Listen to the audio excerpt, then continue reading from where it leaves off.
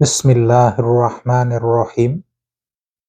রব্বি ইশরাহ লি সাদরি ওয়া ইয়াসসির লি আমরি ওয়াহলুল উকদাতাম মিন লিসানি ইয়াফকাহু কওলি। জুম্মা মুবারক। পবিত্র জুম্মার দিনে আল্লাহ তাআলা আমাদের সকলকে জুম্মার নামাজ সঠিকভাবে আদায় করার জন্য তৌফিক দান করুন। রাসূলুল্লাহ সাল্লাল্লাহু আলাইহি ওয়াসাল্লামের কয়েকটি জীবন ঘনিষ্ঠ এবং গুরুত্বপূর্ণ হাদিস। আবু হুরায়রা রাদিয়াল্লাহু তাআলা আনহু বলেন, রাসূলুল্লাহ সাল্লাল্লাহু আলাইহি ওয়াসাল্লাম বলেছেন, একটি দিনার ব্যয় করা হয়েছে আল্লাহর পথে, অর্থাৎ জিহাদের পথে।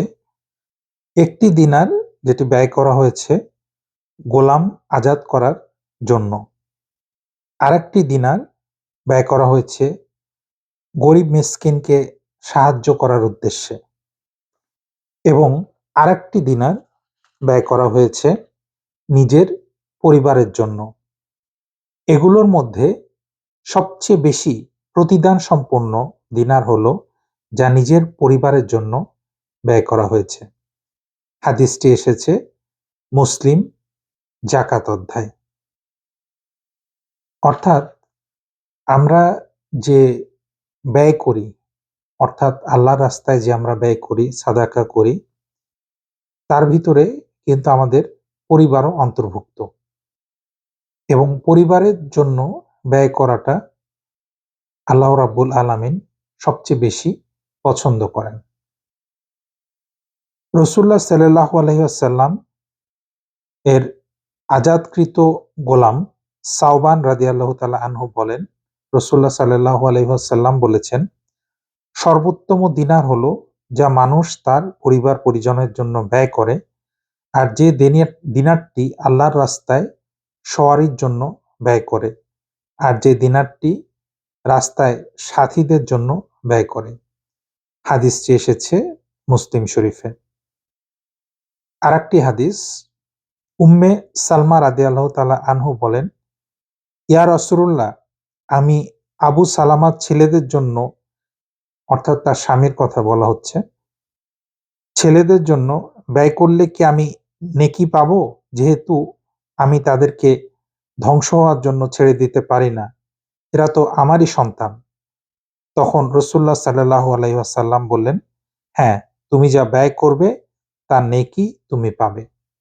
হাদিসটি এসেছে বুখারী এবং মুসলিমে।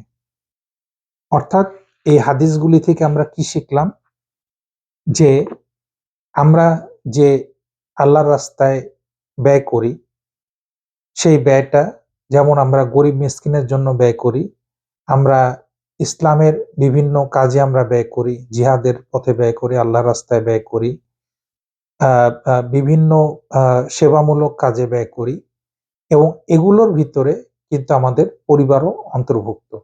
আমাদের পরিবারের জন্য যে ব্যয় করা হয় তার জন্য আমরা নেকি পাবো।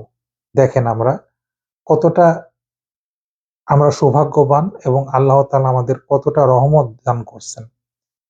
আমরা হয়তো চিন্তা করতেছি যে আমরা এই টাকাটা আমার পরিবারের জন্য ব্যয় করতেছি, এটা আমার কোনো কাজে লাগতেছে না, বরং আমি যদি এটা সবকিছু দান করে দিতাম আমার কাজে লাগতো। এটা ঠিক নয়, বরং আপনার পরিবারের জন্য আপনি যেটা ব্যয় করবেন সেটার জন্য আপনি নেকি পাবেন, এটাও আপনার সাদাকার অন্তর্ভুক্ত হবে।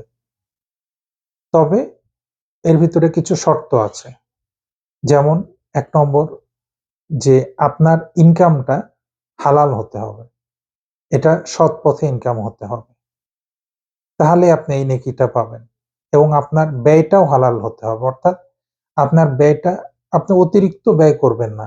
আপনি যেই ব্যয়ের প্রয়োজন নাই, অপচয় হয়, সেই ব্যয় আপনি করবেন না। যেমন মনে করেন আপনার পরিবারের জন্য আপনার যেটুকু প্রয়োজন আপনি সেটুকু ব্যয় করেন। কিন্তু আপনি দেখা যাচ্ছে যে আপনার হয়তো ১০ লাখ টাকার গাড়ি হলে আপনার পরিবারের ব্যয় মিটে যায়। সেখানে আপনি ১ কোটি টাকার গাড়ি কিনতেছেন। আপনার স্ত্রীর জন্য সামান্য কিছু গহনা হলে তার প্রয়োজন মিটে যায়। আপনি সেখানে তার জন্য কোটি, কোটি টাকার গহনা ক্রয় করতেছেন। কারণ আপনার ইনকামের ভিতরেই সমস্যা আছে। তো এই যে এই জিনিসগুলা ব্যালেন্স আমাদের করতে হবে। এইগুলা ব্যালেন্স করে আমরা যদি সৎ পথে ইনকাম করে আমার পরিবারের জন্য তাদের যেটুকু প্রয়োজন তাদের ভরণ-পোষণের জন্য সেইভাবে আমরা যদি ব্যয় করতে পারি, তাহলে সেই ব্যয়টাও আমাদের নেকির অন্তর্ভুক্ত হয়ে যাবে। আল্লাহ রাব্বুল আলামিন আমাদের সকলকে বুঝার তৌফিক দান করুন। আসসালামু আলাইকুম ওয়া রাহমাতুল্লাহি ওয়া বারাকাতুহু।